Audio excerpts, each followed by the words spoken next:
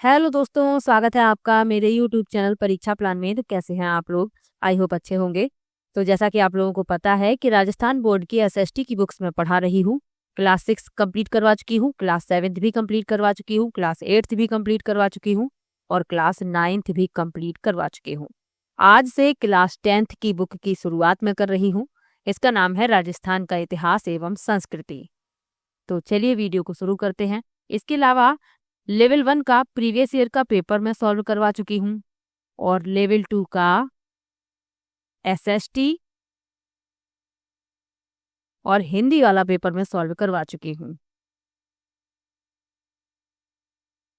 तो यदि आपका सब्जेक्ट एसएसटी है तो आप एसएसटी वाला वीडियो देख लीजिए और यदि हिंदी है तो आप हिंदी वाला वीडियो देख लीजिए, क्योंकि प्रीवियस ईयर का पेपर देखना बहुत ही ज़्यादा ज़रूरी है ताकि आप लोगों को पता चल सके कि किस तरीके के प्रश्न पूछे गए थे। तो चलिए आज की वीडियो को शुरू करते हैं। वीडियो देखने के बाद यदि आपको अच्छा लगे, हेल्पफुल लगे तो वीडियो को लाइक और शेयर कीजिएगा और यदि आप चैनल पर नए हैं तो चैनल को सब्सक्राइब कर लीजिए। इसमें आपके कुल 11 लेसन हैं। पहला लेसन है राजस्थान का इतिहास, एक परिचय। दूसरा है राजस्थान के प्रमुख संत एवं लोक देवता, राजस्थान के उत्सव त्योहार एवं मेले, राजस्थान के वस्त्र और आभूषण, राजस्थानी चित्रकला एवं लोक कलाएं, स्थापत्य एवं शिल्प के विविध आयाम। सातवां लेसन है लोक संगीत। आठवां है राजस्थान के लोक नृत्य एवं लोक नाट्य। नौवां है राजस्थानी भाषा और साहित्य। 10वां है राजस्थान के प्रमुख पर्यटन स्थल और 11वां है राजस्थान के प्रमुख व्यक्तित्व। अब इन सब के बारे में आप थोड़ा थोड़ा पढ़ चुके हैं, क्योंकि जो क्लास 6, 7, 8 की बुक हैं इन सब के बारे में उनमें थोड़ा थोड़ा बताया गया है। अब ये बुक क्लास 10th की है तो इसमें थोड़ा डिटेल में समझाया गया है। तो चलिए शुरू करते हैं। पहला लेसन है राजस्थान का इतिहास, एक परिचय। और ये लेसन बहुत बड़ा है, लगभग 27 पेज का ये लेसन है। तो इसको 2 पार्ट में कंप्लीट करेंगे, क्योंकि एक वीडियो बहुत बड़ा हो जाएगा, आप लोगों को देखने में भी परेशानी होगी। तो इसको 2 पार्ट में कंप्लीट करेंगे, आधा एक पार्ट में और आधा दूसरे पार्ट में। तो चलिए शुरू करते हैं।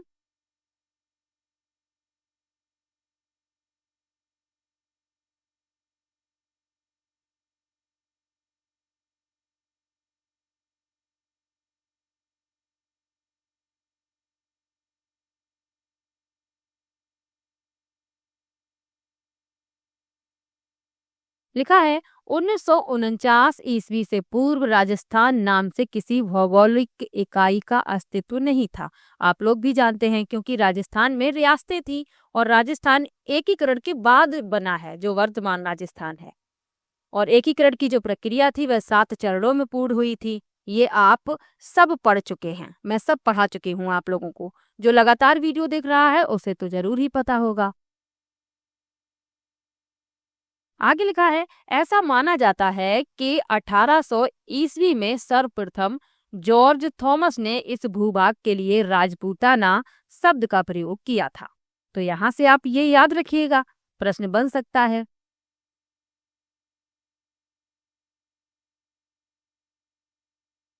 इसके बाद 1829 ईस्वी में annuls and antiquities of Rajasthan के लेखक कर्नल जेम्स टॉड ने इस पुस्तक में प्रदेश का नाम रायथान या राजस्थान रखा। तो ये किताब याद रखिएगा, पूछ लिया जाता है प्रश्न। तो इस किताब का नाम याद रखिएगा और इसके लेखक याद रखिएगा, कर्नल जेम्स टॉड। किताब का नाम है एनल्स एंड एंटीक्विटीज। तो ये नाम भी आपको याद रखना है, किताब का लेखक का नाम भी याद रखना है। तो जेम्स टॉड ने इस पुस्तक में इस प्रदेश का नाम राजस्थान या राजस्थान रखा था। स्वतंत्रता के बाद जब इस प्रदेश की विभिन्न रियासतों का एकीकरण हुआ तो 30 मार्च 1949 को सर्वसम्मति ने इसका नाम राजस्थान रखा। आगे बढ़ते हैं। प्राचीन साहित्य और अभिलेखों में वर्तमान राजस्थान के विभिन्न क्षेत्रों के भिन्न भिन्न नाम मिलते हैं। कुछ क्षेत्र उनकी भौगोलिक विशेषताओं के आधार पर और कुछ क्षेत्र वहां बसी जातियों के नामों से जाने जाते थे। राजस्थान के क्षेत्रों के प्राचीनतम नामों में जिनका उल्लेख ऋग्वेद में भी आया है। तो ऋग्वेद जो है सबसे प्राचीन वेद है ये याद रखिएगा। वेदों की संख्या 4 है, ये याद रखिएगा। कौन कौन से हैं 4 वेद? ऋग्वेद, सामवेद, यजुर्वेद और अथर्ववेद। अब राजस्थान के प्राचीनतम नामों में इनका उल्लेख मिला है ऋग्वेद में। मरु, धन्व, जांगल, मत्स्य, सूरसेन आदि हैं। मरु और धन्व दोनों का अर्थ एक ही है और इनका प्रयोग जोधपुर संभाग के मरुस्थल के लिए हुआ है। तो ये याद रखिएगा, मरु और धन्व दोनों का एक ही अर्थ है और इसका प्रयोग किया गया है जोधपुर संभाग के मरुस्थल के लिए। जोधपुर पहले मरु फिर मरुवाड़ कहलाता था और कालांतर में इसे मारवाड़ कहा जाने लगा। जांगल शब्द का प्रयोग उस क्षेत्र के लिए किया गया है जहां समी, कैर या पीलू आदि होते हों। बीकानेर और नागौर व आसपास का क्षेत्र जांगल देश कहलाता था। तो ये इतिहास की बात हो रही है। जो क्षेत्र हैं इनके नाम इतिहास में क्या कहे जाते थे प्राचीन समय में, ये बताया जा रहा है। आगे लिखा है, मत्स्य जिसका उल्लेख महाभारत में एक राज्य के रूप में हुआ है, वह जयपुर और अलवर तक विस्तृत था। इसकी राजधानी विराटनगर थी। और ये प्रश्न पूछ लिया जाता है कि मत्स्य जनपद की राजधानी क्या थी? तो राजधानी थी विराटनगर। ये आप याद रखिएगा और यहीं से प्रश्न बन जाते हैं। आगे लिखा है, भरतपुर के मथुरा क्षेत्र से सटे हुए क्षेत्र धौलपुर और करौली के अधिकांश भाग सूरसेन राज्य में सम्मिलित थे। यह भी एक प्राचीन राज्य था और महाभारत में भी इसका उल्लेख मिलता है। चलिए आगे बढ़ते हैं। भौगोलिक विशेषताओं के आधार पर नामित कुछ अन्य क्षेत्र निम्नलिखित हैं। माही नदी के पास का प्रतापगढ़ का भूभाग कांठल कहलाता था और ये आप याद रखिएगा, क्योंकि यह क्षेत्र माही नदी के किनारे कांठे पर स्थित था, इसीलिए इसे कहने लगे थे कांठल। 56 गांव का समूह होने के कारण प्रतापगढ़ बांसवाड़ा के मध्य का भूभाग 56 का मैदान कहलाता था। अब क्यों कहलाता था? 56 गांवों का समूह था। यहाँ आप ये मानचित्र भी देख सकते हैं। राजस्थान के प्राचीन स्थानीय नाम इसमें दर्शाए गए हैं। यहाँ जांगल, मारवाड़, मरु, मेवाड़, तो ये प्राचीन स्थानीय नाम इस मानचित्र में दर्शाए गए हैं। चलिए आगे बढ़ते हैं। भैंसरोडगढ़ से लेकर बिजौलिया तक का क्षेत्र पठारी होने के कारण ऊपरमाल नाम से जाना जाता था। अब ये पठारी था। कौन सा क्षेत्र था? भैंसरोडगढ़ से बिजौलिया तक का क्षेत्र। तो ये पठारी होने के कारण ऊपरमाल नाम से जाना जाता था। उदयपुर के आसपास का प्रदेश पहाड़ियों की अधिकता के कारण गिरवा कहलाता था। आगे बढ़ते हैं। जैसलमेर का प्राचीन नाम मांड था। अब यदि आपसे प्रश्न पूछ लिया जाए कि जैसलमेर का प्राचीन नाम क्या था, तो वह था मांड। ये छोटे छोटे नोट्स आप बना लीजिए, शॉर्ट नोट्स, ये छोटी छोटी बातें उसी में लिख लीजिए ताकि आप लोगों को एग्जाम के समय कोई परेशानी ना हो, क्योंकि तब आपके पास समय नहीं रहेगा कि इन किताबों को आप दोबारा से पढ़ लें या रिवीजन कर लें या ये वीडियो दोबारा से देख लें। तब आपके पास इतना समय नहीं रहेगा। तो जो शॉर्ट नोट्स आप अपने हाथों से बनाएंगे उन्हें आप जल्दी रिवाइज कर लेंगे। तो आप खुद से बना लीजिए, एक कॉपी बना लीजिए, उसमें जो मैं पढ़ा रही हूँ, जो मैं अंडरलाइन कर देती हूँ, उसे अपनी भाषा में लिख लीजिए ताकि आप लोगों को एग्जाम के समय इन छोटे छोटे प्रश्नों के उत्तर आसानी से याद हो जाए और आपको कोई भी परेशानी ना हो। चलिए आगे बढ़ते हैं। डूंगरपुर बांसवाड़ा क्षेत्र बांगड़ कहलाता था। कोटा और बूंदी का प्रदेश हाड़ौती नाम से प्रसिद्ध था। सीकर, झुंझुनू व चुरू का क्षेत्र शेखावटी नाम से जाना जाता था। अब इसमें ये जो नाम बताए गए हैं ये आप लिख लीजिएगा कहीं पर, और ये भी लिख लीजिएगा ऊपरमाल किसे कहते थे? भैंसरोडगढ़ से लेकर बिजौलिया तक का पठारी क्षेत्र। चलिए आगे बढ़ते हैं। अब लिखा है इतिहास का काल विभाजन। अच्छी बुक है और इससे कई प्रश्न बनने की संभावना है, और इससे जो प्रश्न पूछे गए हैं पहले वो भी मैं आपको बताऊंगी कहाँ कहाँ से प्रश्न बने हैं। चलिए पढ़ लेते हैं इतिहास का काल विभाजन। मोटे तौर पर मानव के संपूर्ण इतिहास को 3 कालों में विभक्त किया जाता है: प्राक युग, आदि युग और ऐतिहासिक युग। प्राक युग इतिहास के उस काल को कहा जाता है जिसके ज्ञान के लिए कोई लिखित साक्ष्य उपलब्ध नहीं है, अर्थात मानव लेखन कला से अपरिचित था। तो ये कहलाता है प्राक युग। आद्य युग की संज्ञा इतिहास के उस काल को दी जाती है जिसके लिखित साक्ष्य तो उपलब्ध हैं, किंतु या तो वे अस्पष्ट हैं या उनकी लिपि को अभी पढ़ना संभव न हुआ हो। ऐतिहासिक युग उस काल के इतिहास को कहा जाता है जिसके संबंध में स्पष्ट और सुपठित लिखित साक्ष्य उपलब्ध हैं। तो आप आसान भाषा में याद रखिएगा, इतिहास जो है, इतिहास को 3 कालों में विभक्त किया गया है। प्राक युग, तो प्राक युग जो है इसमें मानव लेखन कला से अपरिचित था, यानी कि इसके कोई लिखित साक्ष्य उपलब्ध नहीं है। उसके बाद है आद्य युग, तो आद्य युग इतिहास के उस काल को कहा जाता है जिसके लिखित साक्ष्य तो उपलब्ध है, किंतु या तो वे अस्पष्ट हैं या उन्हें पढ़ा नहीं जा सकता।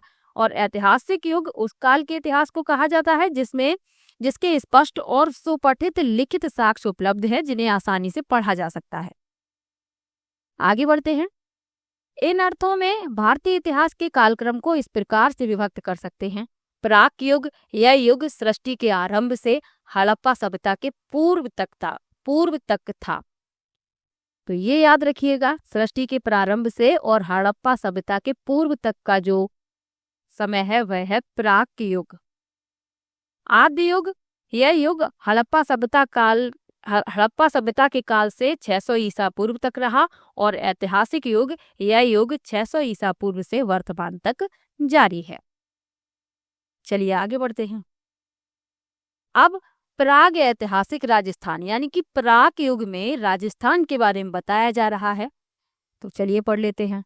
लिखा है, मानव सभ्यता का उदय नदी घाटियों में हुआ था, क्योंकि नदी घाटियों में जल की प्रचुरता के कारण यहाँ अपने आप उत्पन्न होने वाले कंदमूल फल भी प्रचुर मात्रा में उपलब्ध होते हैं।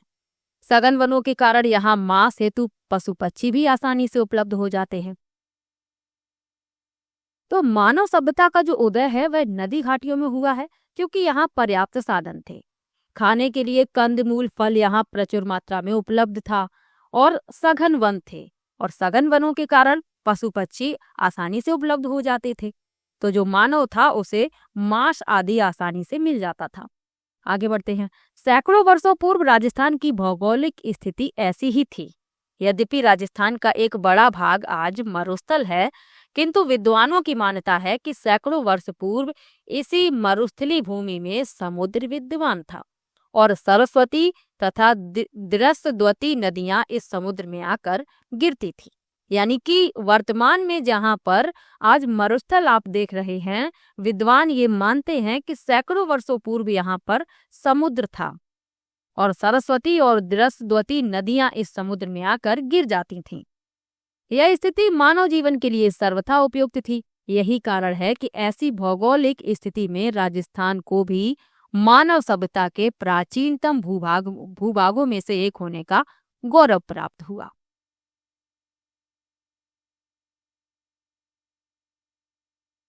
मानव सभ्यता के उद्भव के इस काल को पाषाण काल कहते हैं। इसे 3 भागों में बांटा गया है: पूर्व पाषाण काल, मध्य पाषाण काल, उत्तर पाषाण काल। तो पाषाण काल को 3 भागों में बांटा गया है, और तीनों के बारे में यहाँ पर डिटेल में बताया जा रहा है। सबसे पहले लिखा है पूर्व पाषाण काल। लिखा है, राजस्थान में मानव का उदय कब हुआ यह निश्चित रूप से ज्ञात नहीं है, लेकिन यहाँ विभिन्न क्षेत्रों में हुए उत्खननों से प्राप्त विभिन्न प्रकार के पाषाण यानी कि पत्थर, विशेष रूप से क्वार्टजाइट पत्थर के अनेक उपकरणों से ज्ञात होता है कि आज से लगभग 2 या 1.5 लाख वर्ष पूर्व राजस्थान में एक मानव संस्कृति विद्यमान थी। यानी कि ऐसे साक्ष्य मिले हैं जिनसे ये अनुमान लगाया गया है कि आज से लगभग 2 या 1.5 लाख वर्ष पूर्व राजस्थान में एक मानव संस्कृति विद्यमान थी। 1870 ईस्वी में C.A. हैकेट ने सर्वप्रथम जयपुर और इंद्रगढ़ से पत्थर से बनी पूर्व पाषाणकालीन हस्त कुठार यानी कि हैंड एक्स खोज निकाली। कुछ समय पश्चात सैटनकार ने झालावाड़ से इसी युग के अनेक उपकरण खोज निकाले। आगे लिखा है, इसके बाद हुए योजनाबद्ध उत्खनन में भारतीय पुरातत्व और संग्रहालय विभाग नई दिल्ली, डेक्कन कॉलेज, पूना के वीरेंद्र नाथ मिश्र, राजस्थान पुरातत्व एवं संग्रहालय विभाग के आरसी अग्रवाल, डॉक्टर विजय कुमार, हरिश्चंद्र मिश्रा आदि विद्वानों ने राजस्थान की पूर्व पाषाणकालीन सभ्यता और संस्कृति के विभिन्न पक्षों को सामने लाने में सराहनीय योगदान दिया। तो इन लोगों के नाम याद रखिएगा।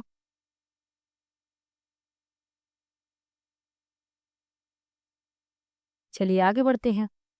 इनके प्रयत्नों से राजस्थान में अजमेर, अलवर, चित्तौड़, भीलवाड़ा, जयपुर, झालावाड़, जालौर, जोधपुर, पाली, टोंक आदि क्षेत्रों की प्रमुख नदियों, विशेष रूप से चंबल, बनास एवं उनकी सहायक नदियों के किनारे पूर्व पाषाणकालीन उपकरण प्राप्त हुए हैं।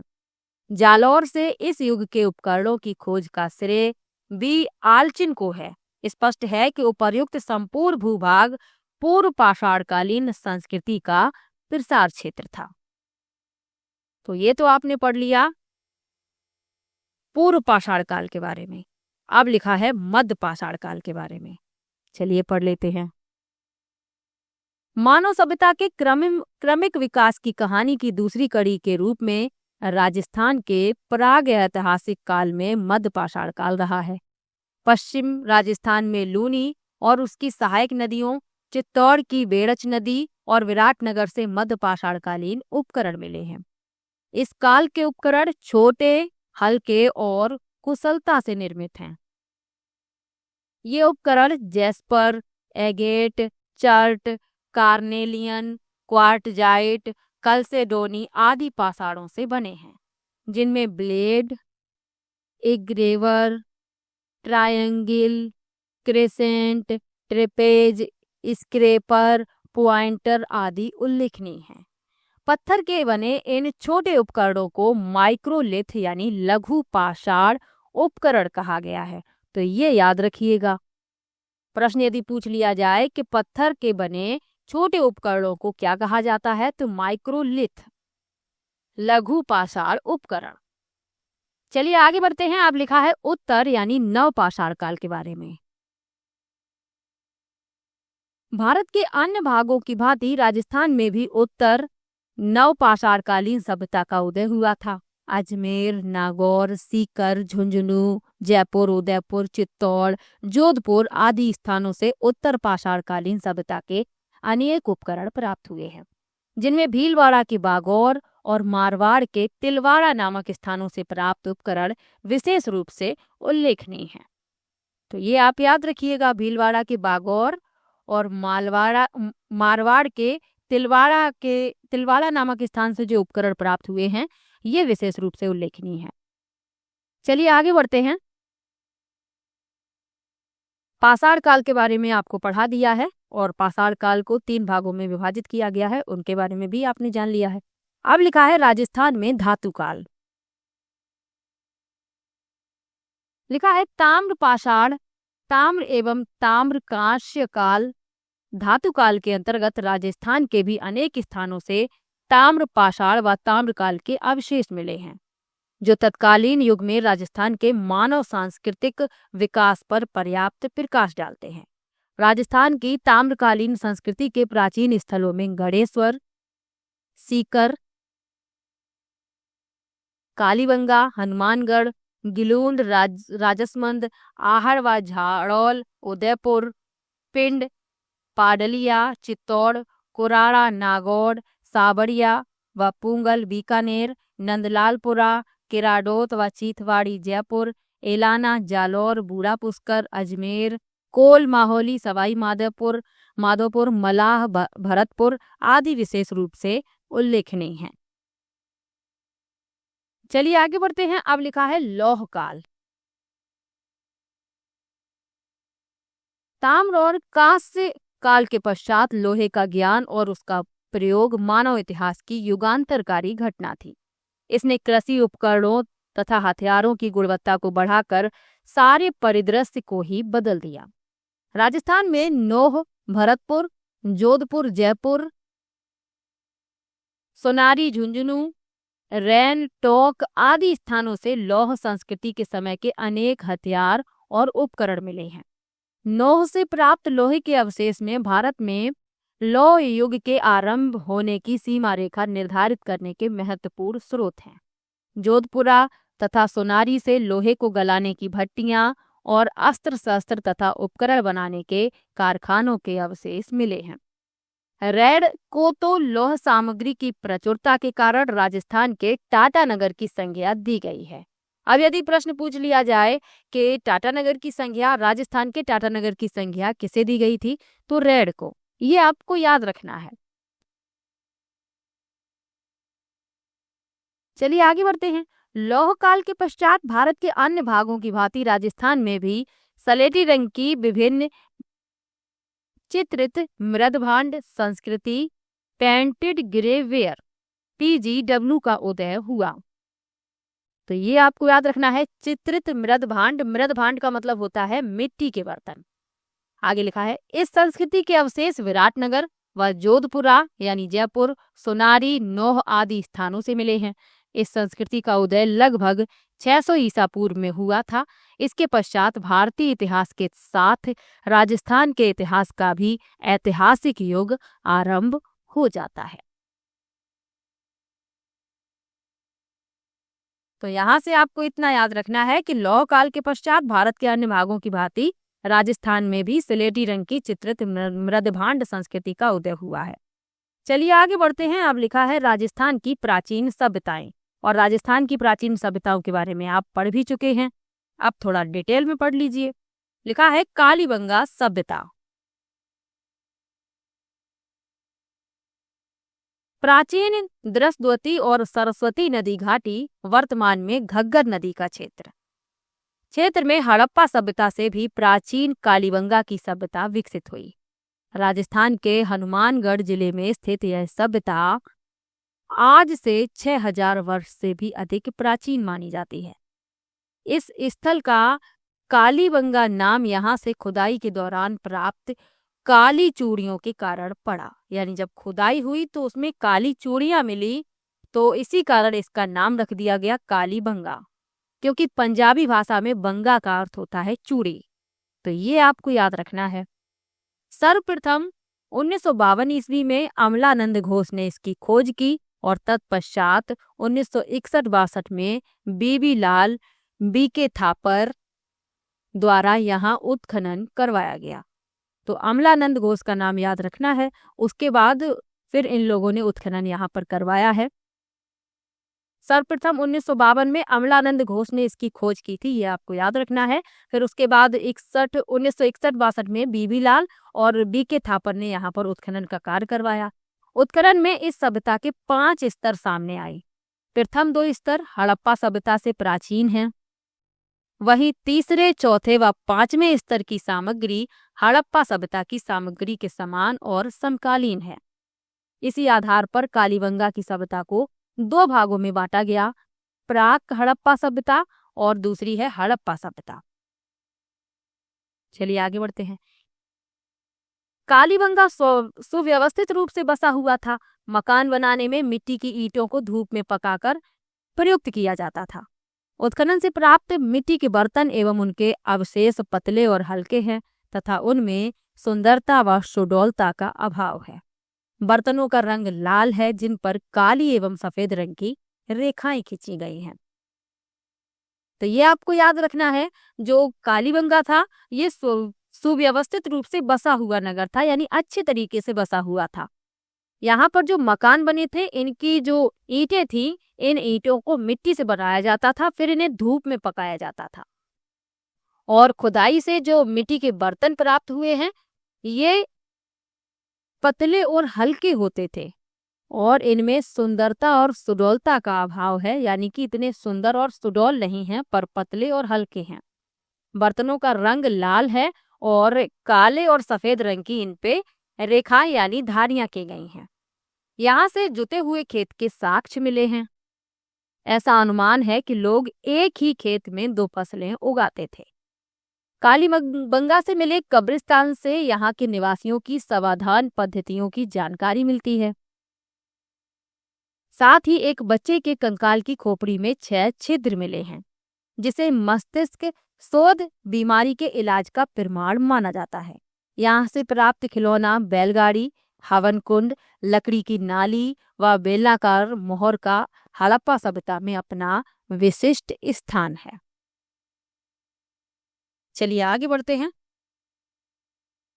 लिखा है आहड़ सभ्यता। उदयपुर शहर के पास बहने वाली आहड़ नदी या इसे ही आयर नदी भी कहते हैं के तट पर बसे आहड़ के उत्खनन के फलस्वरूप 4000 वर्ष पुरानी पाषाण धातु युगीन सभ्यता के अवशेष सामने आए। तो ये आप याद रखिएगा। यह सभ्यता एक टीले के नीचे दबी हुई प्राप्त हुई थी, जिसे धूलकोट यानी कि धूल यानी मिट्टी का टीला कहते हैं। सर्वप्रथम 1953 में यहाँ अक्षय कीर्ति व्यास एवं उसके बाद रतन चंद्र अग्रवाल एवं HD सांकलिया के निर्देशन में उत्खनन कार्य करवाया गया। इस सभ्यता के लोग मकान बनाने में धूप में सुखाई गई ईंटों एवं पत्थरों का प्रयोग करते थे। आहड़ के लोग अपने मृतकों को गहनों व आभूषण के साथ दफनाते थे, जो इनके मृत्यु के बाद भी जीवन की अवधारणा का समर्थक होने का प्रमाण है। यानी कि जो आहड़ सभ्यता के लोग थे, ये अपने परिजनों को गहनों और आभूषण के साथ दफनाते थे, क्योंकि ये मानते थे कि मृत्यु के बाद भी जीवन है। आगे लिखा है उत्खनन में मिट्टी के बर्तन सर्वाधिक मिले हैं, जो आहड़ को काले लाल मिट्टी के बर्तन वाली सभ्यता का प्रमुख केंद्र सिद्ध करते हैं। आहड़ का दूसरा नाम ताम्रवती नगरी भी मिलता है, तो ये आप याद रखिएगा, जो यहाँ तांबे के औजारों एवं उपकरणों के अत्यधिक प्रयोग के कारण रखा गया होगा। उत्खनन से प्राप्त ठप्पों से यहाँ रंगाई छपाई व्यवसाय के उन्नत होने का अनुमान भी लगाया गया है। तो आहड़ सभ्यता के बारे में आपको पढ़ा दिया। अब लिखा है गिलूंड सभ्यता। चलिए गिलूंड सभ्यता के बारे में पढ़ लेते हैं। लिखा है राजसमंद जिले में स्थित गिलूंड कस्बे में बनास नदी के तट पर 2 टीलों के उत्खनन के फलस्वरूप आहड़ संस्कृति से जुड़ी यह सभ्यता प्रकाश में आई, जिसे बनास संस्कृति के नाम से भी पुकारा जाता है। तो ये आपको याद रखना है। 1957-58 ईस्वी में बीबी लाल के निर्देशन में यहाँ उत्खनन किया गया। तत्पश्चात 1998 से 2003 ईस्वी के मध्य पूना के डॉक्टर VS सिंधे एवं पेंसिल्वेनिया विश्वविद्यालय अमेरिका के प्रोफेसर ग्रेगरी पोसल के निर्देशन में यहाँ उत्खनन किया गया। तो ये नाम याद रखिएगा। उत्खनन से ताम्रयुगीन सभ्यता के अवशेष मिले, जिसका समय 1900 से 1700 ईसा पूर्व निर्धारित किया गया। गिलूंड से 5 प्रकार के मिट्टी के बर्तन मिले हैं: सादे, काले, पॉलिशदार, भूरे, लाल और काले चित्रित मृद भांड। तो ये आपको याद रखना है कि जो गिलूंड है यहाँ पर 5 प्रकार के मिट्टी के बर्तन पाए गए हैं। सादे यानी कि सादा, और काले रंग के पॉलिशदार जिन पर पॉलिश की गई है, भूरे और लाल काले चित्रित मृद भांड यानी इन पर चित्र बने हुए थे। उत्खनन में मिट्टी के खिलौने, पत्थर की गोलियां एवं हाथी दांत के चूड़ियों के अवशेष मिले हैं। आहड़ में पक्की ईंटों यानी आग में पकाई हुई ईंटों का उपयोग नहीं हुआ है, जबकि गिलूंड में इनका प्रचुर उपयोग होता था। यानी आहड़ में पक्की ईंटों का प्रयोग नहीं हुआ, लेकिन गिलूंड में आग में जो ईंटें पकाई जाती हैं उनका प्रचुर मात्रा में उपयोग होता था। ये अवशेष यहाँ पर प्राप्त हुए हैं। चलिए आगे बढ़ते हैं। लिखा है बागोर सभ्यता। भीलवाड़ा जिले में स्थित बागोर में कोठारी नदी के तट पर डॉक्टर VN मिश्र के निर्देशन में 1967 से 1970 ईस्वी तक उत्खनन कार्य किया गया। उत्खनन के दौरान यहाँ प्राग ऐतिहासिक काल की सभ्यता के अवशेष प्राप्त हुए, जो 4 से 5000 ईसा पूर्व के माने जाते हैं। यहाँ से बड़ी संख्या में लघु पाषाण उपकरण मिले हैं, जो इस सभ्यता के निवासियों के आखेटक होने को प्रमाणित करते हैं। आखेटक यानी कि शिकारी।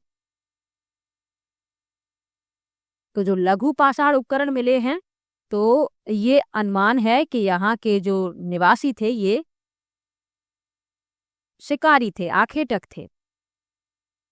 आगे लिखा है बागौर से तांबे के उपकरण प्राप्त हुए हैं, जिनमें छेद वाली सुई सबसे महत्वपूर्ण है।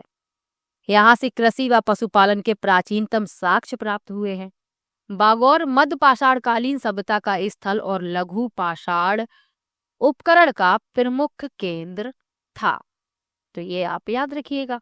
चलिए आगे बढ़ते हैं। लिखा है गणेश्वर सभ्यता। गणेश्वर नीम कथा ना सीकर कांतली नदी के उद्गम पर स्थित ताम्रयुगीन संस्कृति का महत्वपूर्ण स्थल है। रतन चंद्र अग्रवाल के निर्देशन में हुए उत्खनन से यहाँ 2800 ईसा पूर्व की सभ्यता के अवशेष मिले हैं। गणेश्वर से अत्यधिक मात्रा में तांबे के आयुध व उपकरण मिले हैं, जो इसे ताम्रयुगीन सभ्यताओं में प्राचीनतम सिद्ध करती है। तो यहाँ पर अत्यधिक मात्रा में तांबे के आयुध और उपकरण मिले हैं, ये आपको याद रखना है। यहाँ से प्राप्त तांबे के उपकरणों व पात्रों में 99% तांबा है, जो इस क्षेत्र में तांबे की प्रचुर प्राप्ति का प्रमाण है। तो यहाँ से जो तांबे के पात्र और उपकरण मिले हुए हैं, इनमें 99% तांबा है, जो इस क्षेत्र में तांबे की प्रचुर प्राप्ति का प्रमाण है।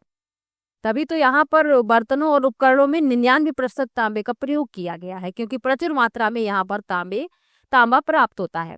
आगे लिखा है यहाँ से जो मिट्टी के बर्तन प्राप्त हुए हैं, उन्हें कृपस वर्णी मृद पात्र कहते हैं। यह बर्तन काले व नीले रंग से सजाए हुए हैं। गणेश्वर भारत की ताम्र सभ्यताओं की जननी माना जाता है, तो ये आप याद रखिएगा। यहाँ से तांबा हड़प्पा व मोहनजोदड़ो को भी भेजा जाता था, क्योंकि प्रचुर मात्रा में यहाँ पर तांबा प्राप्त होता था। चलिए आगे बढ़ते हैं। अब लिखा है अन्य महत्वपूर्ण प्राचीन सभ्यताएं। लिखा है भीनमाल जालोर की सभ्यता भी एक महत्वपूर्ण सभ्यता है, जिसका उत्खनन RC अग्रवाल ने करवाया था। यहाँ से एक रोमन एम्फोरा सुरापात्र व एक यूनानी सुराही मिली है, जो इसके विदेशी व्यापार का केंद्र होने की पुष्टि करता है। भीनमाल का प्राचीन नाम श्रीमाल था। तो ये याद रखिएगा, जो भीनमाल है इसका प्राचीन नाम क्या है? श्रीमाल। और यहाँ पर एक रोमन एम्फोरा यानी कि सुरापात्र और एक यूनानी सुराही मिली है। तो ये अनुमान है कि यहाँ पर विदेश से व्यापार होता था। तो विदेशी व्यापार केंद्र होने की पुष्टि करता है जो यहाँ पर साक्ष्य प्राप्त हुए हैं। और भीनमाल का प्राचीन नाम याद रखिएगा, श्रीमाल। आगे बढ़ते हैं। इसी प्रकार ईसवाल उदयपुर से प्राक ऐतिहासिक कालीन सभ्यता के प्रमाण मिले हैं। यहाँ से समृद्ध लौह उद्योग के साक्ष्य प्राप्त हुए हैं। चलिए आगे बढ़ते हैं। प्राचीन मत्स्य जनपद में स्थित बैराठ यानी जयपुर की बीजक पहाड़ी, भीम की डूंगरी व महादेव जी की डूंगरी से हड़प्पा सभ्यता व मौर्य काल के अवशेष प्राप्त हुए हैं। दयाराम साहिनी, नीलरत्न बनर्जी, कैलाशनाथ दीक्षित जैसे विद्वान इसके उत्खनन से जुड़े हुए हैं, तो इनके नाम याद रखिएगा। बैराठ से एक गोल मंदिर व अशोक के स्तंभ के अवशेष प्राप्त हुए हैं।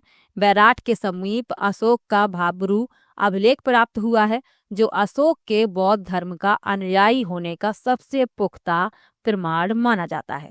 तो जो भाब्रू अभिलेख है अशोक का, ये बैराठ के समीप ही प्राप्त हुआ है। ये आपको याद रखना है, ये प्रश्न पूछ लिया जाता है। चलिए आगे बढ़ते हैं। बालाथल उदयपुर में प्रोफेसर VN मिस्र के निर्देशन में हुए उत्खनन से एक ताम्र पाषाण कालीन सभ्यता प्रकाश में आई। इस सभ्यता का संपर्क हड़प्पा सभ्यता से होने का पुख्ता प्रमाण प्राप्त होता है। इन महत्वपूर्ण सभ्यताओं के अतिरिक्त हमें रंगमहल, हनुमानगढ़, ओजियाना, भीलवाड़ा नगरी, चित्तौड़, बरौर, गंगानगर, तिलवाड़ा, बाड़मेर, जोधपुरा, जयपुर, सोनारी, झुंझुनू, नौह, भरतपुर, नगर, टोंक आदि प्राचीन सभ्यताओं के अवशेष भी राजस्थान में प्राप्त हुए हैं। चलिए आगे बढ़ते हैं। राजस्थान में आर्य संस्कृति का प्रसार हड़प्पा सभ्यता के पतन यानी कि 1800 ईसा पूर्व के आसपास के बाद भारतीय इतिहास में वैदिक सभ्यता का समय प्रारंभ होता है। यानी कि हड़प्पा सभ्यता के पतन के बाद 1800 ईसा पूर्व के आसपास का समय बताया गया है, तो इसके बाद भारतीय इतिहास में वैदिक सभ्यता का समय प्रारंभ होता है। इस सभ्यता के बारे में जानने का प्रमुख स्रोत 4 वेद, ऋग्वेद, यजुर्वेद, सामवेद और अथर्ववेद है। तो मैंने आपको बता ही दिए थे, पहले ही वेदों की संख्या बता दी थी। और सबसे प्राचीन वेद कौन सा है? ऋग्वेद, ये भी याद रखिएगा। इसलिए इसे वैदिक सभ्यता कहा गया है। राजस्थान में इस सभ्यता के अवशेष अनूपगढ़, तरखानवाला डेरा व चक 64 से मिले हैं। तो किस सभ्यता की बात हो रही है? आर्य संस्कृति के बारे में बताया जा रहा है। और राजस्थान में इस सभ्यता के अवशेष कहाँ से मिले हैं? अनूपगढ़, तरखानावाला डेरा और चक 64 से। चलिए आगे बढ़ते हैं। आगे लिखा है, महाकाव्य काल में राजस्थान में आर्यों की अनेक बस्तियों के उल्लेख मिलते हैं। रामायण से ज्ञात होता है कि राम रावण युद्ध के समय जब दक्षिणी सागर ने अपने ऊपर सेतु बनवाना स्वीकार नहीं किया तो भगवान राम ने उसे भयभीत करने के लिए खींचा हुआ अपना अमोघ अस्त्र राजस्थान की ओर ही फेंका था, जिससे यहाँ समुद्र के स्थान पर मरुस्थल हो गया। यद्यपि आज वैज्ञानिक युग में इस कथा को स्वीकार नहीं किया जा सकता, किंतु रामायण के रचयिता राजस्थान के भूभाग से परिचित थे, तो यह तो प्रमाणित हो ही जाता है। आगे लिखा है, महाभारत में भी राजस्थान के आर्यों का पर्याप्त उल्लेख हुआ। महाभारत के अनुसार राजस्थान का जांगल देश यानी बीकानेर कौरव पांडव राज्य के अधीन था और मत्स्य राज्य उनका मित्र या अधीनस्थ राज्य था। कहा जाता है कि पांडवों ने अपने अज्ञातवास का 1 वर्ष भेष बदलकर मत्स्य देश के शासक विराट के दरबार में ही व्यतीत किया था। महाभारत युद्ध में विराट अपनी सेना सहित पांडवों की ओर से लड़ता हुआ मारा गया था, तो ये भी साथ में याद रखिएगा। चलिए आगे बढ़ते हैं। भारतीय इतिहास की भांति महाभारत युद्ध के पश्चात से महात्मा बुद्ध के समय तक का राजस्थान का इतिहास भी अंधकारमय है, क्योंकि इस समय के बारे में जानने के पर्याप्त पुरातात्विक व लिखित साक्ष्य प्राप्त नहीं होते। किंतु बुद्ध के समय से भारतीय इतिहास के ऐतिहासिक युग के आरंभ होने के साथ ही राजस्थान के इतिहास में भी पहले की अपेक्षा कुछ अधिक स्पष्ट और प्रामाणिक जानकारी मिलने लगती है। बौद्ध ग्रंथों के आधार पर विद्वानों का मत है कि 6ठी शताब्दी ईसा पूर्व में भारतीय राजनीति के रंगमंच पर 2 प्रवृत्तियां विशेष रूप से दिखाई देती हैं। प्रथम जनपदों का उदय और द्वितीय साम्राज्य विस्तार हेतु जनपदों के मध्य संघर्ष। चलिए आगे बढ़ते हैं। अब लिखा है राजस्थान के जनपदों के बारे में, चलिए पढ़ लेते हैं। आर्यों के प्रसार के अंतर्गत उसके पश्चात भारत के अन्य भागों की भांति राजस्थान में भी अनेक जनपदों का उदय, विकास और पतन हुआ। बौद्ध साहित्य यानी बौद्ध ग्रंथ अगुंतर निकाय में हमें 16 महाजनपदों की सूची प्राप्त होती है। तो ये आप याद रखिएगा, यहां से प्रश्न पूछ लिया जाता है। अगुंतर निकाय से हमें 16 महाजनपदों की सूची प्राप्त होती है। तो बौद्ध साहित्य में 16 महाजनपदों का उल्लेख हुआ। उनमें से मत्स्य जनपद तो राजस्थान में ही स्थित था और राजस्थान के अनेक भाग कुरु, सूरसेन और अवंती महाजनपदों के अंतर्गत थे। इसके अतिरिक्त चित्तौड़ के आसपास का क्षेत्र शिवी जनपद कहलाता था, तो ये भी याद रखिएगा।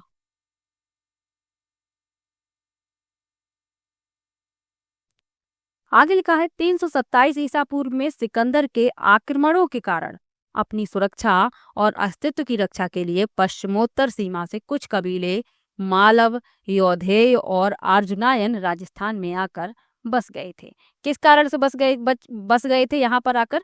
सिकंदर के आक्रमणों के कारण, अपनी सुरक्षा के लिए। चलिए आगे बढ़ते हैं। आगे लिखा है मत्स्य जनपद के बारे में लिखा है,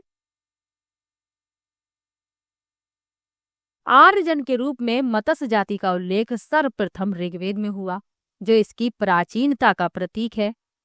शतपथ ब्राह्मण और कौशिकी उपनिषद में भी मत्स्य जन का उल्लेख मिलता है। महाभारत में भी मत्स्य जनपद की गणना भारत के प्रमुख जनपदों में की गई है। अनुमान है कि दक्षिण में इसका विस्तार चंबल की पहाड़ियों तक और पश्चिम में पंजाब में सरस्वती नदी के जंगलों तक था। इस प्रदेश में आधुनिक जयपुर, अलवर, धौलपुर, करौली व भरतपुर के कुछ भाग सम्मिलित थे। महाभारत काल में मत्स्य जनपद का शासक विराट था, जिसने जयपुर से 85 किलोमीटर दूर विराटनगर यानी बैराठ बसाकर उसे मत्स्य जनपद की राजधानी बनाया था। ये पहले भी अभी इसी लेसन में मैंने आपको बताया था, तो मत्स्य जनपद की राजधानी याद रखिएगा। विराट की पुत्री उत्तरा का विवाह अर्जुन के पुत्र अभिमन्यु के साथ हुआ था। इन्हीं का पुत्र परीक्षित कालांतर में पांडवों के राज्य का उत्तराधिकारी बना। चलिए आगे बढ़ते हैं। महाभारत काल के पश्चात मत्स्य जनपद के इतिहास के संबंध में अधिक जानकारी नहीं मिलती, किंतु डॉक्टर गोपीनाथ शर्मा का मत है कि महाभारत के बाद कुरु और यादव जनपद निर्बल हो गए। इन शक्तिशाली जनपदों की निर्बलता का लाभ उठाकर मत्स्य राज्य शक्तिशाली हो गया और उसकी राजधानी विराटनगर की समृद्धि में वृद्धि हुई। मत्स्य जनपद के निकट आधुनिक अलवर के कुछ भागों में साल्व जाति रहती थी। स्पष्ट सीमा को लेकर इन दोनों में प्रायः संघर्ष होता रहता था। साल्वों की भांति चेदी जनपद भी मत्स्य जनपद का पड़ोसी था। चूंकि दो पड़ोसी राजनीतिक शक्तियों में प्रायः शत्रुता रहती है, अतः चेदी और मत्स्य जनपद में भी संघर्ष चलता रहता था। एक अवसर पर चेदी राज्य ने पूर्ण शक्ति के साथ मत्स्य राज्य पर आक्रमण कर मत्स्य जनपद को चेदी जनपद में मिला लिया। अनुमान है कि मत्स्य जनपद अधिक समय तक चेदी जनपद के अधीन नहीं रहा और कुछ समय बाद ही उसने अपनी स्वतंत्रता पुनः प्राप्त कर ली। यानी कि चेदी जनपद ने क्या किया कि मत्स्य जनपद पर आक्रमण कर दिया और उसे अपने अधीन कर लिया, यानी चेदी जनपद में मिला लिया। लेकिन जो मत्स्य जनपद था ज्यादा दिनों तक चेदी जनपद के अधीन नहीं रहा। कुछ समय बाद उसने अपनी स्वतंत्रता पुनः प्राप्त कर ली थी। आगे लिखा है, कुछ समय बाद ही मत्स्य जनपद मगध की साम्राज्यवादी नीति का शिकार हो गया। मगध के सम्राटों ने भारत के अन्य जनपदों की भांति मत्स्य जनपद को भी जीतकर मगध साम्राज्य में शामिल कर लिया। मौर्यों के शासनकाल में मत्स्य जनपद मौर्य साम्राज्य के अंतर्गत था। मत्स्य जनपद की राजधानी विराटनगर, बैराठ से प्राप्त अशोक का शिलालेख और अन्य मौर्ययुगीन अवशेष इस तथ्य की पुष्टि करते हैं। तो मत्स्य जनपद के बारे में आप लोगों को बता दिया। अब लिखा है राजपूतों की उत्पत्ति, यानी राजपूतों की उत्पत्ति कैसे हुई राजस्थान में, इसके बारे में लिखा है।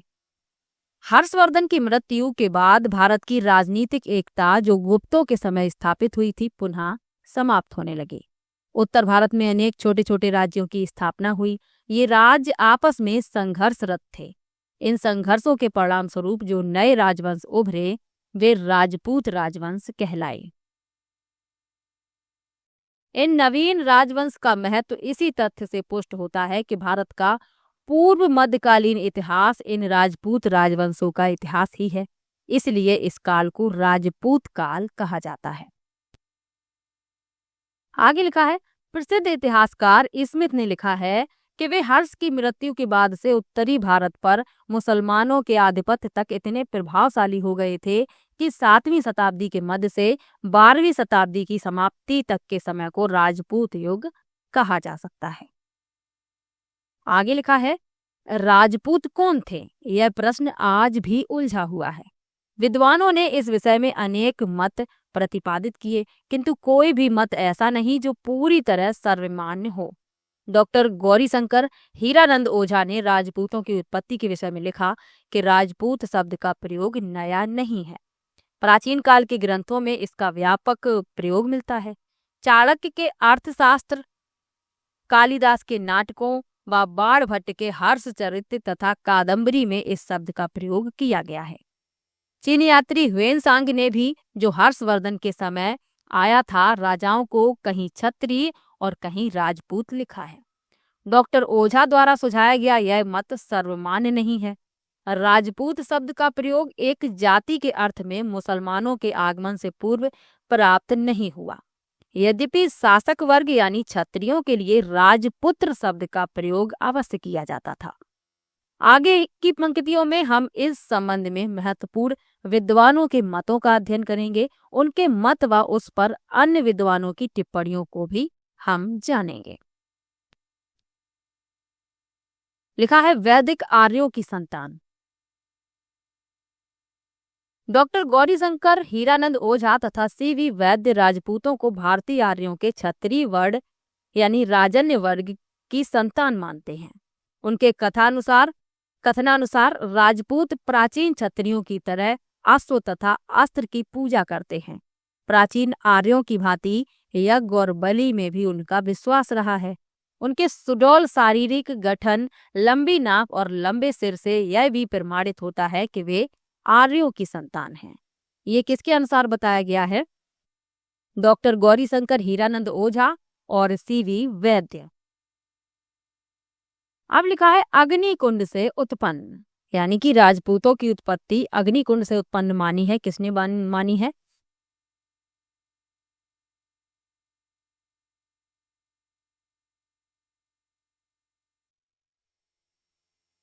अब लिखा है अग्निकुंड से उत्पन्न, यानी राजपूतों की उत्पत्ति अग्निकुंड से किसने मानी है, इस बारे में लिखा है चंदबरदाई, अजमेर के शासक पृथ्वीराज तृतीय का दरबारी विद्वान। तो चंद्रबरदाई ने अपने सुप्रसिद्ध ग्रंथ पृथ्वीराज रासो में राजपूतों की उत्पत्ति अग्निकुंड से बताई। उसने लिखा कि आबू पर्वत पर निवास करने वाले विश्वामित्र, गौतम, अगस्त्य तथा अन्य ऋषि धार्मिक अनुष्ठान करते थे। इन अनुष्ठानों को राक्षस मांस, हड्डी और मलमूत्र डालकर अपवित्र कर देते थे। वशिष्ठ मुनि ने इनसे निपटने हेतु यज्ञ कुंड से 3 योद्धा उत्पन्न किए, जो परमार, चालुक और प्रतिहार कहलाए। ये किसने बताया है? ये चंद्रबरदाई ने बताया है अपने प्रसिद्ध ग्रंथ पृथ्वीराज रासो में। किंतु जब ये तीनों भी रक्षा करने में असमर्थ सिद्ध हुए तो वशिष्ठ ने चौथा योद्धा उत्पन्न किया, जो प्रथम 3 से ज्यादा ताकतवर और हथियार से सुसज्जित था, जिसका नाम चौहान रखा गया। चंद्रबरदाई के अनुसार इस तरह राजपूतों की उत्पत्ति मुनि वशिष्ठ द्वारा अग्निकुंड यानी यज्ञ कुंड से की गई। यद्यपि आज के वैज्ञानिक युग में इस कथा को स्वीकार नहीं किया जा सकता, किंतु इस कथा में अंतर्निहित संकेतों को विद्वानों ने समझने का प्रयास किया है। विद्वानों के अनुसार संभवतः प्राचीन काल के क्षत्रिय जो बौद्ध बन गए थे, या प्राचीन आदिवासी भील, मीना आदि, या विदेशी आक्रमणकारी शक्तियों शक, हूण, ह्यूची आदि की यज्ञ द्वारा शुद्धि करके क्षत्रिय वर्ण में शामिल किया गया हो, और यह कथा इसी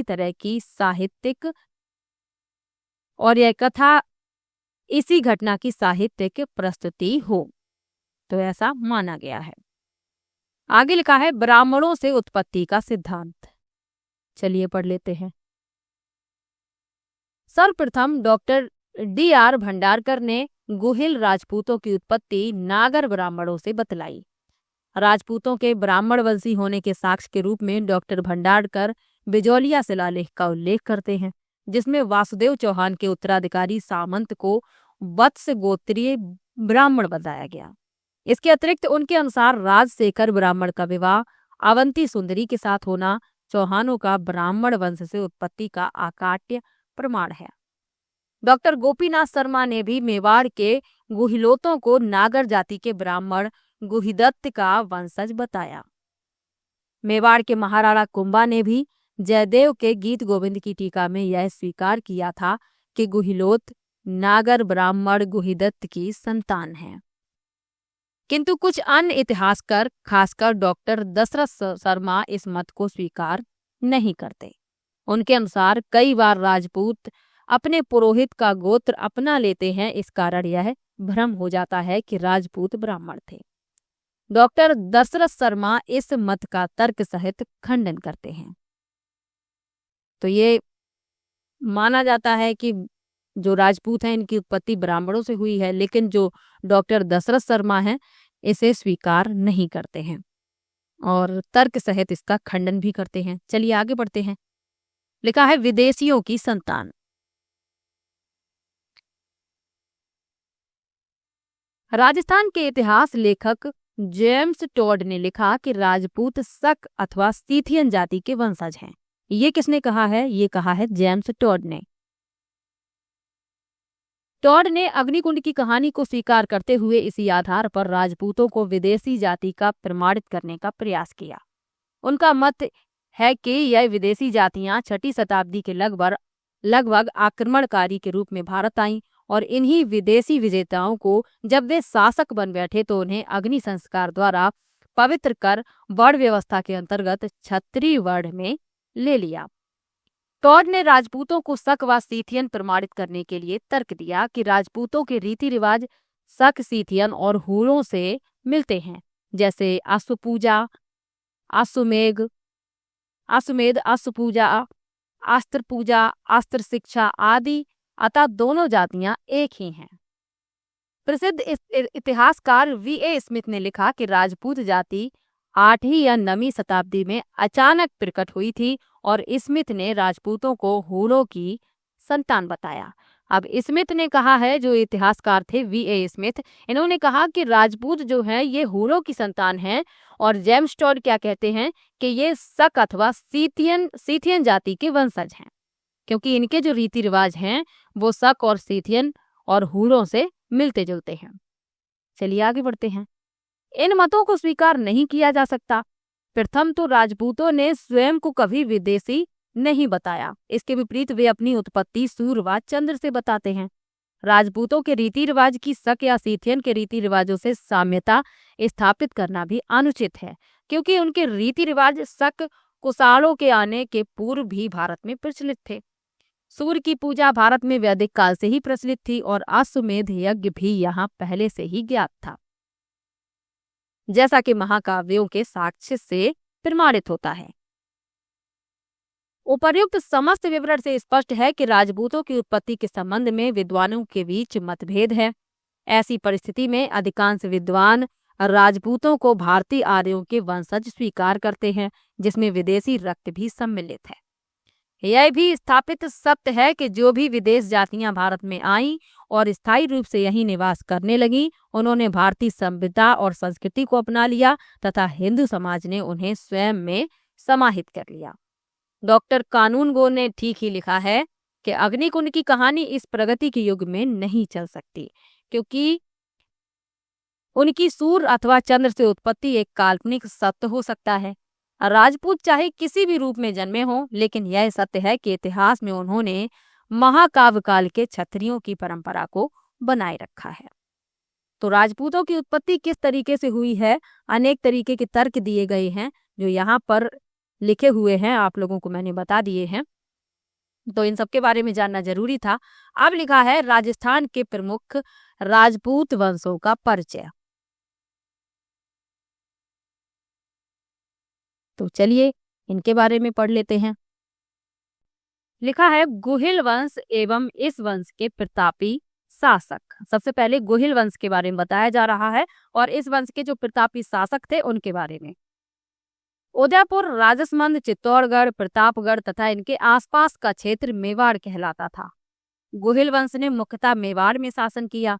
इस वंश का नामकरण इस वंश के प्रतापी शासक गुहिल के नाम से हुआ। गुहिल वंश की उत्पत्ति और मूल स्थान के बारे में अनेक मत प्रचलित है। अबुल फजल इन्हें ईरान के शासक नौसे खां से संबंधित करता है, तो कर्नल टॉड इन्हें वल्लभी के शासकों से संबंधित मानता है। वहीं नैनसी व गोपीनाथ शर्मा इनके ब्राह्मण होने का मत प्रतिपादित करते हैं। डॉक्टर गौरीशंकर हीरानंद ओझा का मानना है कि 566 ईस्वी के लगभग गुहिल ने अपना शासन स्थापित किया। गुहिल के बाद मेवाड़ का प्रतापी शासक बप्पा हुआ। तो गुहिल के बाद जो शासक हुआ है वह है बप्पा रावल, 734 से 753 ईस्वी। लिखा है राज प्रशस्ति के अनुसार बप्पा ने 734 ईस्वी में चित्तौड़ के शासक मानमोरी को परास्त कर चित्तौड़ पर अधिकार किया। बप्पा की राजधानी नागदा थी।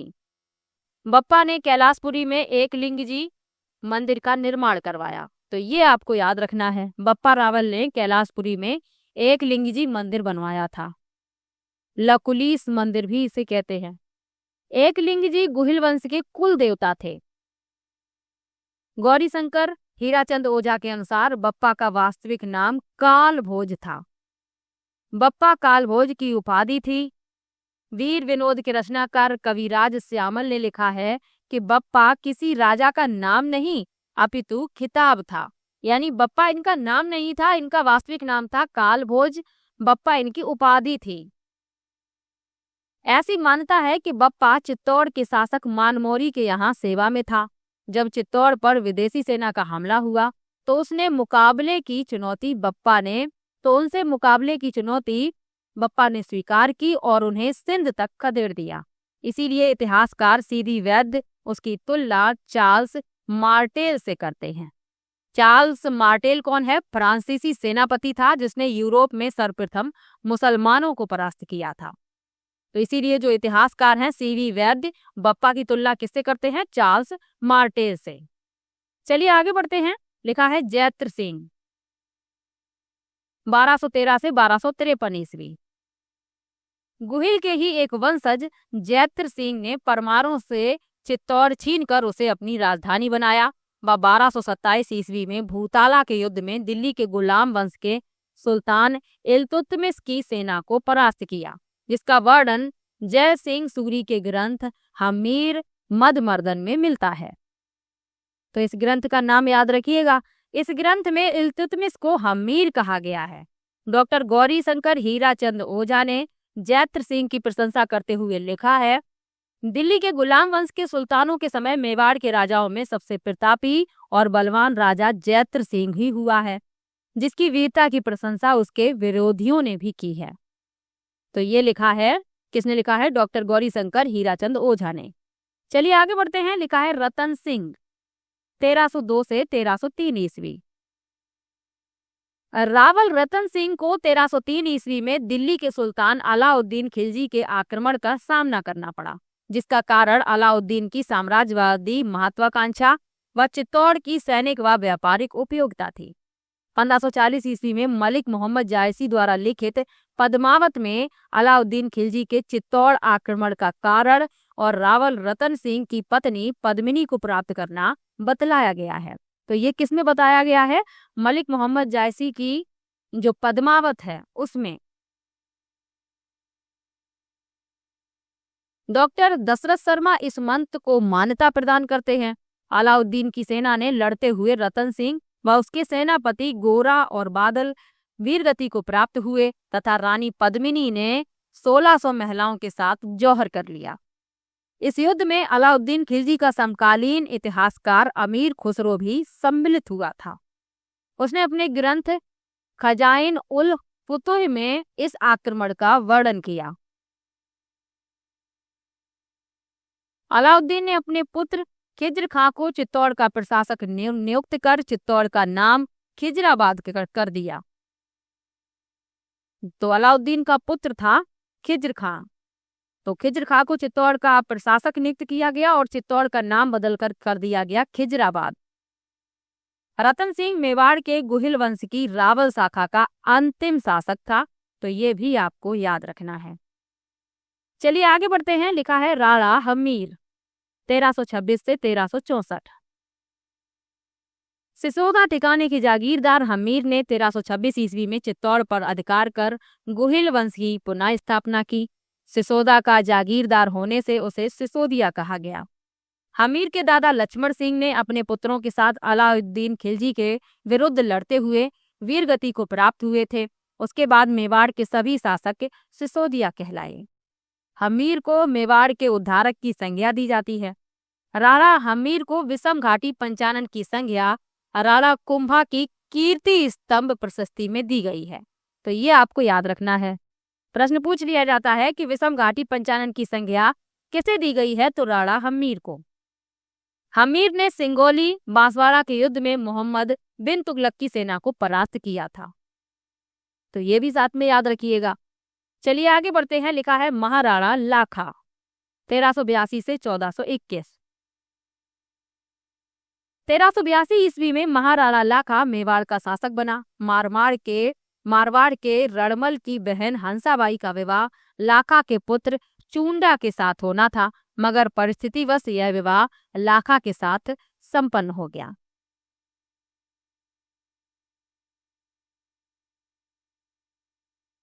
यानी कि विवाह पुत्र के साथ होना था, लेकिन परिस्थितिवश यह विवाह लाका के साथ ही संपन्न हो गया। इस विवाह के साथ यह शर्त थी कि मेवाड़ का उत्तराधिकारी हंसाबाई का पुत्र ही होगा, जिससे लाका के योग्य पुत्र चूंडा को राज्याधिकार से वंचित होना पड़ा। चूंडा को राजस्थान का भीष्म पितामह भी कहा जाता है, तो ये आपको याद रखना है। राणा लाका के समय में जाबर माइंस से चांदी व सीसा बहुत अधिक मात्रा में निकलने लगा, जिससे आर्थिक समृद्धि बढ़ी।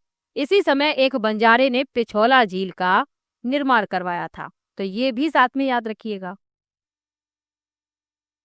चलिए आगे बढ़ते हैं। लिखा है महाराणा मोकल 1421 से 1433।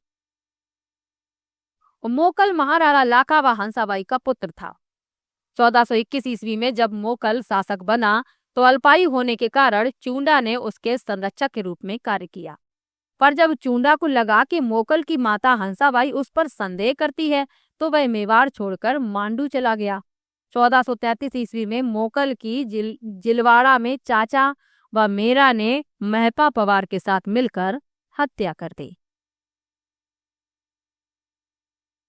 तो मोकल की जिलवाड़ा में हत्या कर दी गई थी, ये भी याद रखिएगा। चलिए आगे बढ़ते हैं। अब लिखा है महाराणा कुंभा। महाराणा कुंभा के बारे में आप पहले भी पढ़ चुके हैं, आपको याद भी होगा। मोकल के बाद उसका पुत्र महाराणा कुंभा 1433 ईस्वी में मेवाड़ का शासक बना। राठौरों का मेवाड़ पर प्रभाव समाप्त कर उसने मेवाड़ी सामंतों का विश्वास अर्जित किया। कुंभा ने चित्तौड़ एवं कुंभलगढ़ को अपनी शक्ति का केंद्र बनाया। 1437 ईस्वी में सारंगपुर के युद्ध में मालवा के शासक महमूद खिलजी को परास्त कर बंदी बना लिया। इस विजय के उपलक्ष्य में कुंभा ने कीर्ति स्तंभ का निर्माण करवाया। और ये प्रश्न पूछा जाता है, कीर्ति स्तंभ का निर्माण किसने करवाया? महाराणा कुंभा ने। नागौर के उत्तराधिकार को लेकर मेवाड़ व गुजरात में युद्ध हुआ, जिसमें गुजरात की पराजय हुई। 1453 ईस्वी में कुंभा ने मारवाड़ से मंडोर छीन लिया, परंतु बाद में संधि कर अपने पुत्र रायमल का विवाह मारवाड़ की राजकुमारी से कर दिया।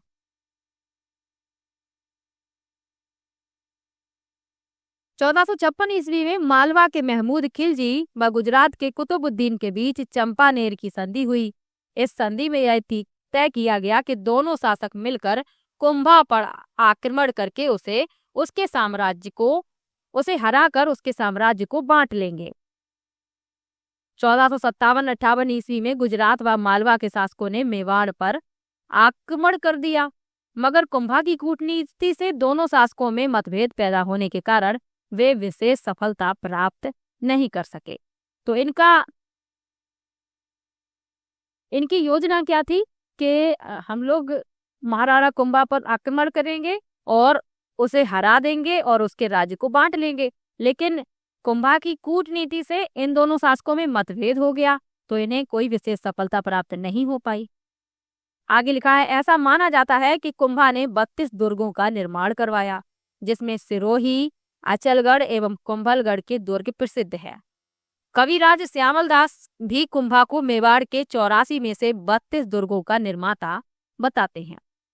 कुंभलगढ़ का दुर्ग अपनी विशेष भौगोलिक स्थिति एवं बनावट के कारण प्रसिद्ध है। इसका शिल्पी मंडन था। कुंभा ने चित्तौड़ में कुंभस्वामी तथा सिंगार चंवरी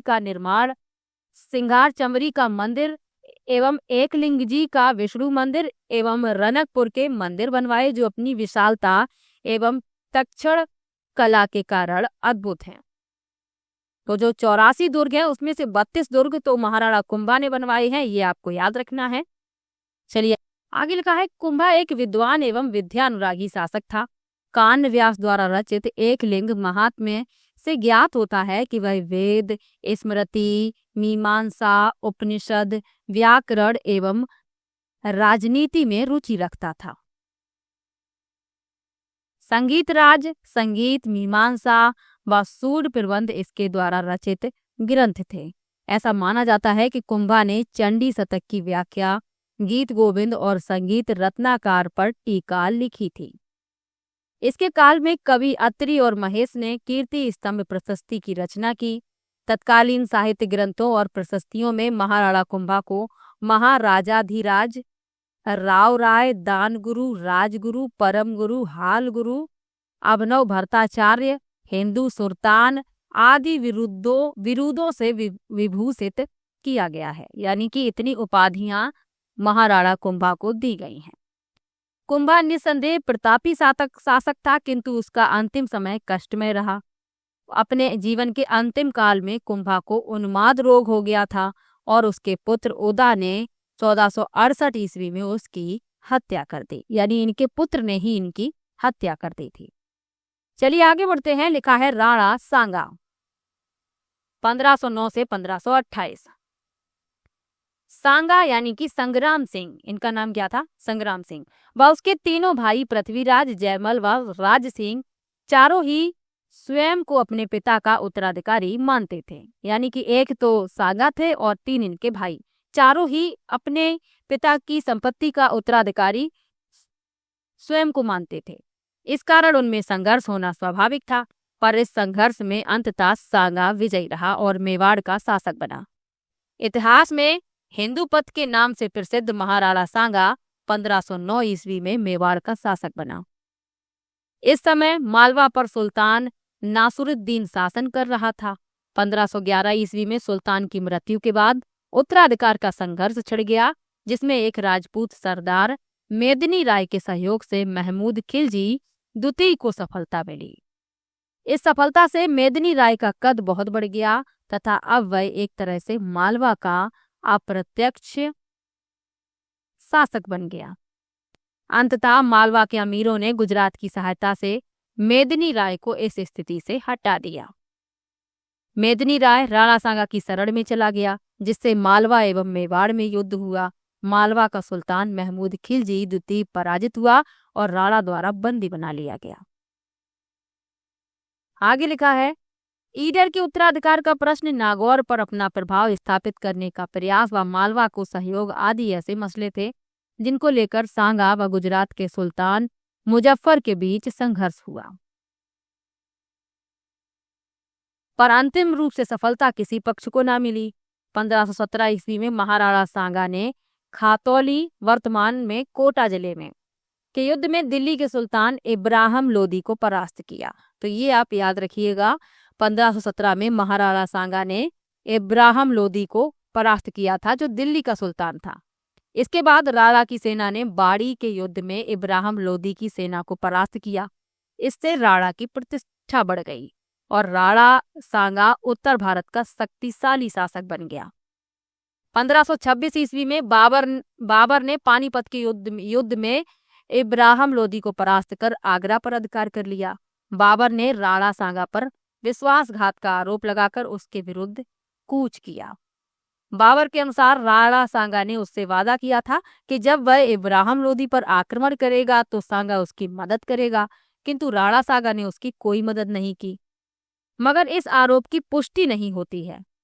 चूंकि दोनों ही शासक शक्तिशाली एवं महत्वाकांक्षी थे, अतः दोनों के मध्य युद्ध निश्चित था। यद्यपि खानवा के मैदान में सांगा पराजित हुआ था, पर इससे पहले बयाना के युद्ध में उसने बाबर की सेना को पराजित किया था। 17 मार्च 1527 को खानवा के मैदान में बाबर और राणा सांगा के बीच युद्ध हुआ। तोफखाने एवं तुलुगमा युद्ध पद्धति के कारण बाबर की विजय हुई। राणा सांगा युद्ध में घायल हुआ एवं उसे युद्ध के मैदान से दूर ले जाया गया। जब राणा सांगा ने अपनी पराजय का बदला लिए बिना चित्तौड़ लौटने से इनकार कर दिया, तब उसके सामंतों ने, जो युद्ध नहीं करना चाहते थे, सांगा को विष दे दिया। यानी सामंत युद्ध नहीं करना चाहते थे और राणा सांगा क्या कह रहा था कि जब तक वह अपनी पराजय का बदला नहीं ले लेगा तब तक चित्तौड़ वापस नहीं लौटेगा। तो इसी कारण सामंतों ने क्या किया, राणा सांगा को विष दे दिया, जिसके फलस्वरूप 30 जनवरी 1528 को बसवा में सांगा की मृत्यु हो गई। मांडलगढ़ में सांगा का समाधि स्थल है। राणा सांगा की मृत्यु के पश्चात राणा रतन सिंह व उसके पश्चात राणा विक्रमादित्य मेवाड़ का शासक बना। चलिए आगे बढ़ते हैं। लिखा है राणा उदय सिंह 1527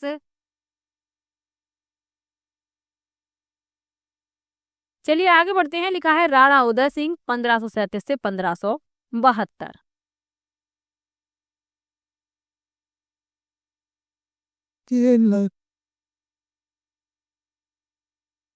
लिखा है राजस्थान के इतिहास में अपने महान बलिदान के कारण ख्याति प्राप्त पन्नाधाय ने अपने पुत्र चंदन का बलिदान करके उदय सिंह को बनवीर से बचाया था। तो पन्नाधाय के बारे में आप लोग जानते होंगे। इन्होंने अपने पुत्र का बलिदान कर दिया था उदय सिंह को बचाने के लिए। उदय सिंह को बचाकर कुंभलगढ़ के किले में रखा गया था। यहीं मालदेव के सहयोग से 1537 ईस्वी में उदय सिंह का राज्याभिषेक हुआ था तथा 1540 ईस्वी में मावली उदयपुर के युद्ध में मालदेव के सहयोग से बनवीर की हत्या कर मेवाड़ की पैतृक सत्ता उदय सिंह ने प्राप्त की थी। उदय सिंह ने 1559 ईस्वी में उदयपुर नगर बसाकर उसे अपनी राजधानी बनाया।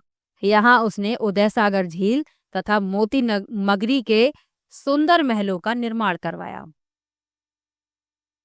अक्टूबर 1567 में अकबर ने चित्तौड़ पर आक्रमण किया। अपने सरदारों की सलाह पर उदय सिंह किले की रक्षा का भार जयमल और फत्ता नामक 2 सेना नायकों को सौंपकर पहाड़ियों में चला गया। किले की रक्षा के दौरान जयमल व फत्ता वीर गति को प्राप्त हुए। अकबर ने जयमल फत्ता की वीरता से मुग्ध होकर आगरा के किले के बाहर उनकी हाथी पर सवार पत्थर की मूर्तियां लगवाईं। चलिए आगे बढ़ते हैं। लिखा है महाराणा प्रताप 1572 से 1597 ईस्वी। 9 मई 1540 को कुंभलगढ़ में जन्मे प्रताप 1572 ईस्वी में मेवाड़ के शासक बने। महाराणा उदय सिंह ने जगमाल को अपना उत्तराधिकारी बनाया था, मगर सरदारों ने उसे स्वीकार नहीं किया और प्रताप को गद्दी पर बिठा दिया।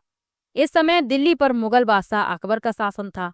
प्रताप के सामने 2 मार्ग थे, या तो वह अकबर की अधीनता स्वीकार कर सुविधापूर्ण जीवन बिताए या अपना स्वतंत्र अस्तित्व और अपने देश की प्रतिष्ठा बनाए रखे।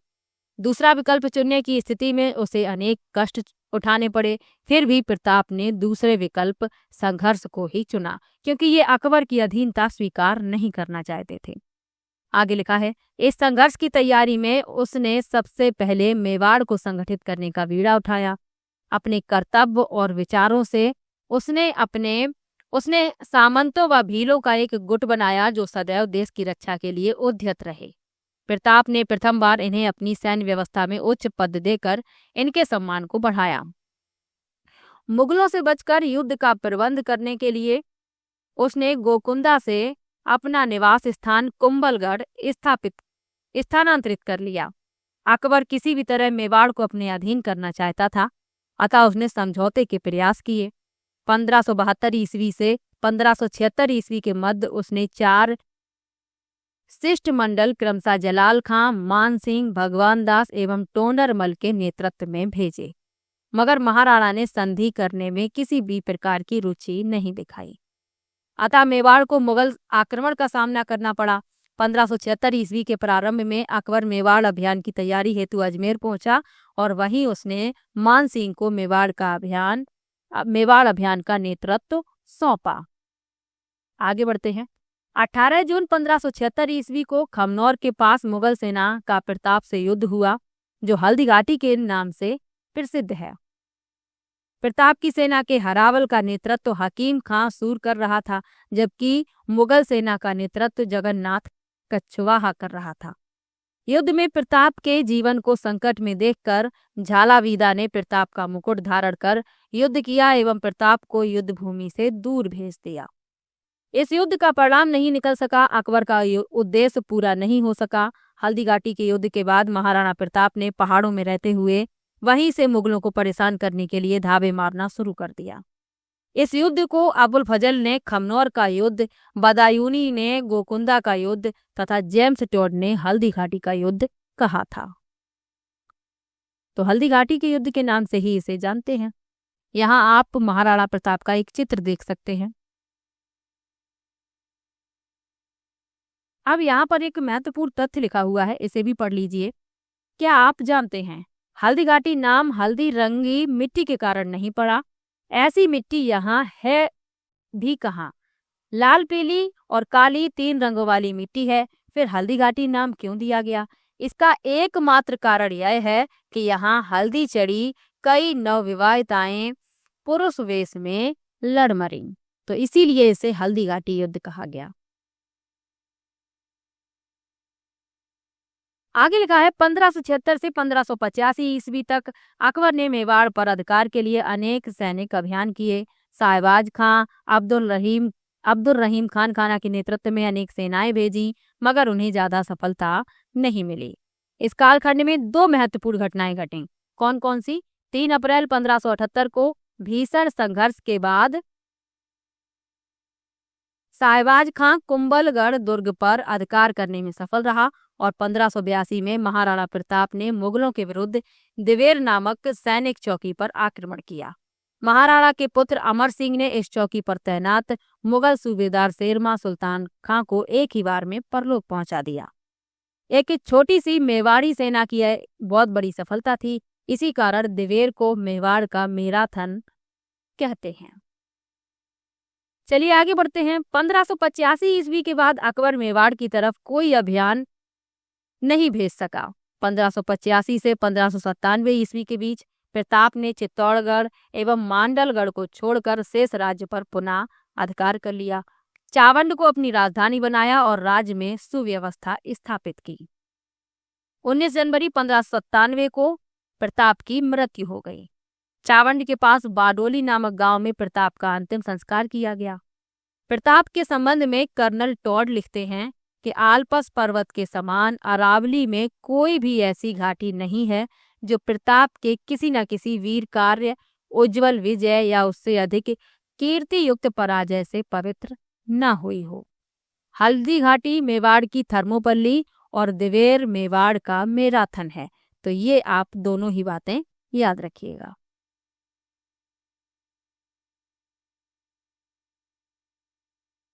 अब लिखा है राणा अमर सिंह। तो अमर सिंह 1597 ईस्वी में मेवाड़ का शासक बना। शासक बनने के उपरांत उसे मुगल आक्रमणों का सामना करना पड़ा।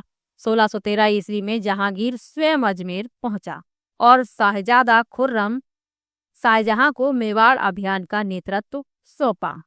तो जहांगीर अकबर का पुत्र था और जहांगीर का पुत्र था शाहजहां, जिसके बचपन का नाम था खुर्रम। उसने मेवाड़ में लूटमार एवं आगजनी द्वारा संकट की स्थिति उत्पन्न कर दी। मेवाड़ के सामंत युद्धों से ऊब गए थे एवं उनकी जागीरें भी वीरान हो गई थीं। अतः उन्होंने कुंवर कर्ण सिंह को अपने पक्ष में कर राणा पर मुगलों से संधि करने का दबाव डाला। सरदारों के दबाव के कारण अमर सिंह को झुकना पड़ा और मुगलों से संधि की स्वीकृति देनी पड़ी। जनवरी 1615 में मेवाड़ मुगल संधि हुई। चित्तौड़ पुनः मेवाड़ को लौटा दिया गया, मगर उसकी मरम्मत नहीं की जा सकती थी। इस प्रकार विगत 90 वर्षों से चले आ रहे मेवाड़ मुगल संघर्ष का अंत हुआ। राणा अमर सिंह अपने इस कार्य से स्वयं खुश न थे और उसने स्वयं को राजकार्य से विरक्त कर लिया, क्योंकि वे नहीं चाहते थे कि वे मुगलों से संधि करें। आगे लिखा है जहांगीर के जीवन की यह सबसे बड़ी सफलता मानी जाती है। चलिए आगे बढ़ते हैं। लिखा है महाराणा राज सिंह 1652 से 1680।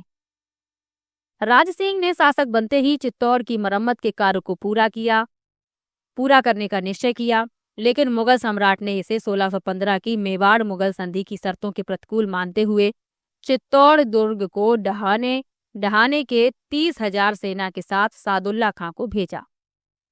राज सिंह ने मुगलों से संघर्ष करना उचित न समझकर अपनी सेना को वहां से हटा लिया, क्योंकि 30,000 सैनिक आए थे चित्तौड़ दुर्ग को ढहाने के लिए, यानी कि गिराने के लिए। मुगल सेना कंगूरे एवं बुर्ज गिराकर लौट गई। 1658 ईस्वी में मुगल शाहजादों में उत्तराधिकार का युद्ध छिड़ा, मगर महाराणा किसी भी पक्ष का समर्थन नहीं करना चाहता था। अतः महाराणा टाल मटेल करता रहा। जब औरंगजेब दिल्ली का शासक बना तो प्रारंभ में तो उसके संबंध राज सिंह से अच्छे रहे। औरंगजेब ने उसे 6,000 जात एवं सवार का मनसब भी प्रदान किया, किंतु किशनगढ़ की राजकुमारी चारुमती, जिसका विवाह औरंगजेब से होने वाला था, से विवाह करके राज सिंह ने 1669 ईस्वी में औरंगजेब को अप्रसन्न कर दिया, क्योंकि औरंगजेब से चारुमती का विवाह होने वाला था और चारुमती से विवाह राज सिंह ने कर लिया तो औरंगजेब अप्रसन्न हो गया। इसके बाद 1679 में औरंगजेब द्वारा जजिया कर लगाने का राज सिंह ने विरोध किया। मुगल मारवाड़ संघर्ष छिड़ने पर महाराणा राज सिंह ने राठौरों का साथ दिया। 1680 ईस्वी में राज सिंह की मृत्यु हो गई। अकाल प्रबंधन के उद्देश्य से राज सिंह ने गोमती नदी के पानी को रोककर राजसमंद झील का निर्माण करवाया तथा इस झील के उत्तरी किनारे पर 9 चौकी स्थान पर राज प्रशस्ति नामक शिलालेख लगवाया।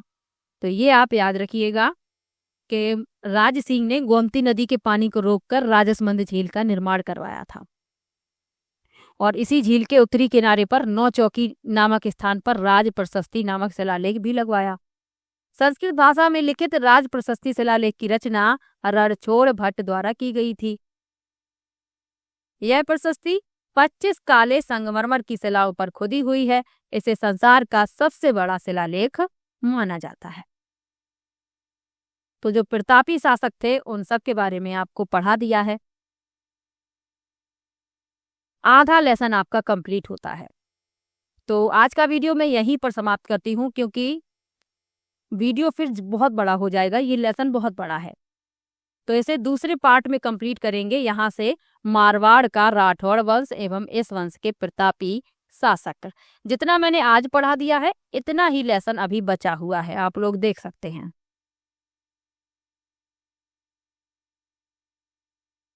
तो काफी बड़ा लेसन है। आज आधा लेसन कंप्लीट हो गया है। नेक्स्ट वीडियो में यहाँ से मैं पढ़ाऊंगी मारवाड़ का राठौड़ वंश पढ़ेंगे और इस वंश के जो प्रतापी शासक हैं उनके बारे में पढ़ेंगे। तो चलिए मिलेंगे नेक्स्ट वीडियो में। वीडियो कैसा लगा कमेंट में जरूर बताइएगा और वीडियो को लाइक और शेयर भी कीजिएगा। और इसके पहले वाली वीडियो यदि नहीं देखी है तो देख लीजिए और प्रीवियस ईयर के पेपर मैं सॉल्व करवा चुकी हूँ तो वो पेपर भी आप देख लीजिए। पहला पेपर यदि आप देने वाले हैं तो पहला वाला पेपर मैं सॉल्व करवा चुकी हूँ जो फरवरी 2023 में हुआ था। और लेवल 2 का जो पेपर है SST का है और हिंदी का, इन दोनों पेपरों को मैंने सॉल्व करवा दिया है। तो आप वो वीडियो भी देख सकते हैं। जो भी आपका सब्जेक्ट है तो उस सब्जेक्ट की आप वीडियो देख लीजिए। तो चलिए मिलते हैं नेक्स्ट वीडियो में और वीडियो कैसा लगा ये कमेंट में जरूर बताइएगा। तो मिलेंगे नेक्स्ट वीडियो में, तब तक के लिए बाय बाय।